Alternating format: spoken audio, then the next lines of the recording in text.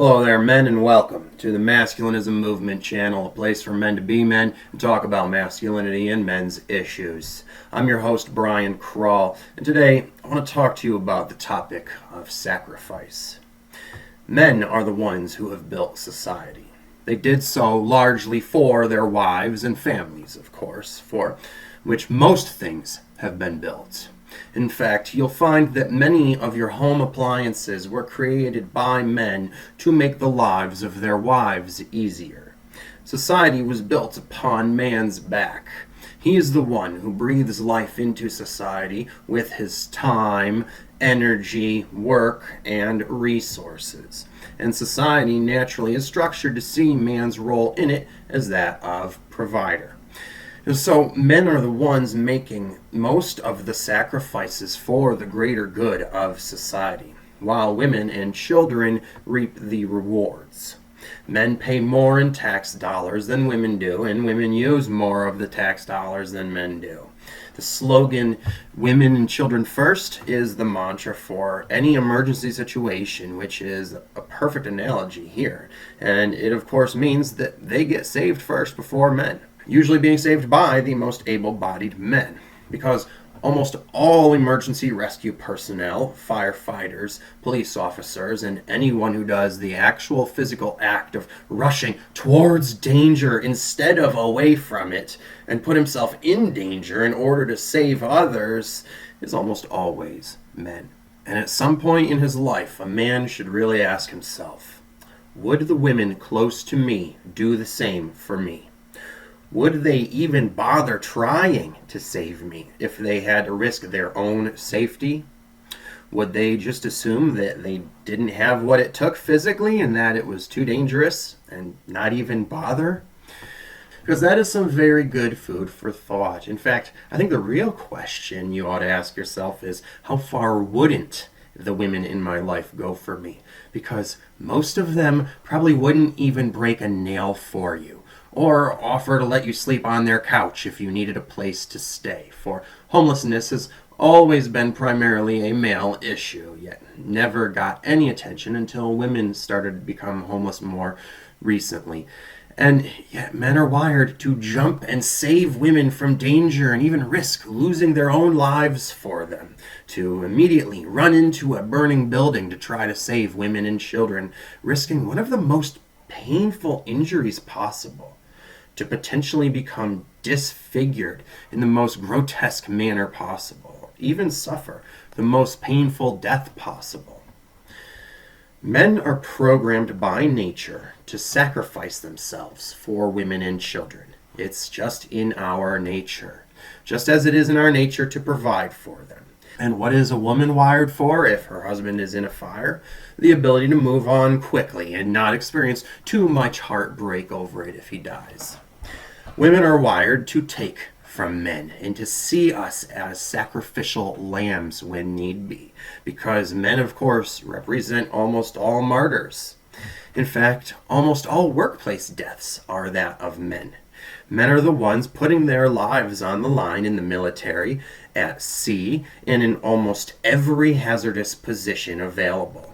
The reason men don't live as long as women is because they do all of the work that is hazardous to your health and causes health conditions and even kills them. Or, like if it doesn't kill them, it wears us down faster. And women and children are wired to expect this from their men and to even take it for granted. For it is the man's role in society to sacrifice himself. So why should he need any gratitude or appreciation for it? Instead, as we do everything we can for the women in our lives, we get to hear about how much the women don't need us, how strong and independent they are, how men don't even have a right to be in the workplace as much as they have been, and that they have to move over now for women. But take on part of that female's workload and help her get ahead by your coattails, if you don't mind, just to make up for the fact that you are a man, right?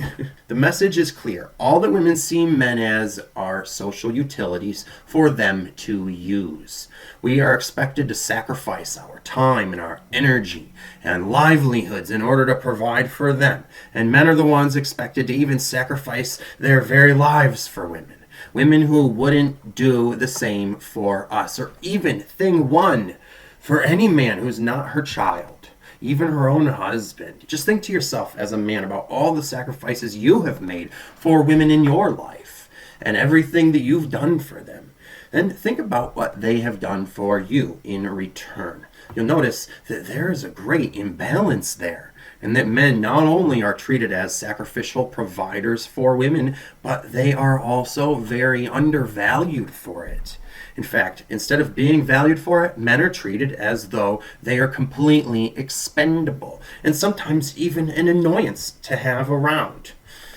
In dating, women will ghost a man the second he does or even says something that she doesn't like, even if he is a good man with a lot to offer, because she knows there's a good chance she can find a man with more to offer online. When a guy a woman is dating does one wrong thing, she can just ghost him and go back to swiping and getting hundreds of matches of eligible bachelors sent directly to her phone for screening. In marriage, if a husband stops providing as much resources and emotional fulfillment or whatever else the woman needs as his wife wants, she can just divorce him and take half of his net worth and, even drive him into bankruptcy, maybe even suicide. If a guy at work makes a woman feel even so much as uncomfortable because he does something like paying her a compliment or, God forbid, sends her flowers or asks her out, he gets fired these days and will probably have trouble finding a job moving forward because there's probably a sexual harassment lawsuit pending.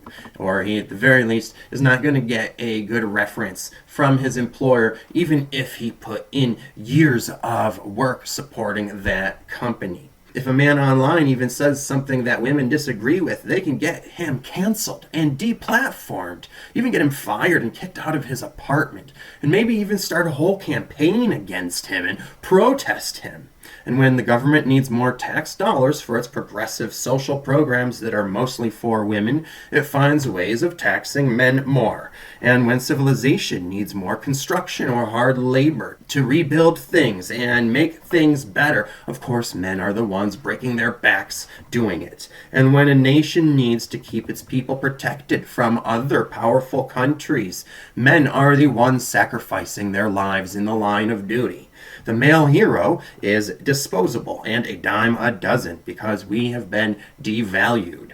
We are taken for granted due to the fact that men as a whole are seen to exist here on earth just to make sacrifices to women. It's just what, quote, real men are supposed to do. It is why we are here. Man is the sacrificial lamb of society. You give and give and give and give until you don't have anything to give anymore. And if you complain or ask for something in return to replenish your energies, you are told to man up. It's what you are there for. You will even get mistreated for letting yourself get taken advantage of while getting taken advantage of. But we don't deserve to be treated like this. We don't deserve to be treated like slaves. We don't deserve to be treated like we are expendable and just a number. We don't deserve to be treated with such disrespect. We deserve respect for what we do for others. And if we're not going to get it, and we're just going to be taken for granted by a bunch of ingrates and devalued and discarded like an abused and used up partner in a relationship with a narcissist, well, we'll just stop giving to society. We will stop making sacrifices. We will stop offering our resources to others. We will stop helping others and working for places that treat us like this. We have the power to stop providing to those who do not have our best interests in mind and are just exploiting us. We have the power to even stop working and go on strike. You need to remember that it is we men whose backs society is built upon.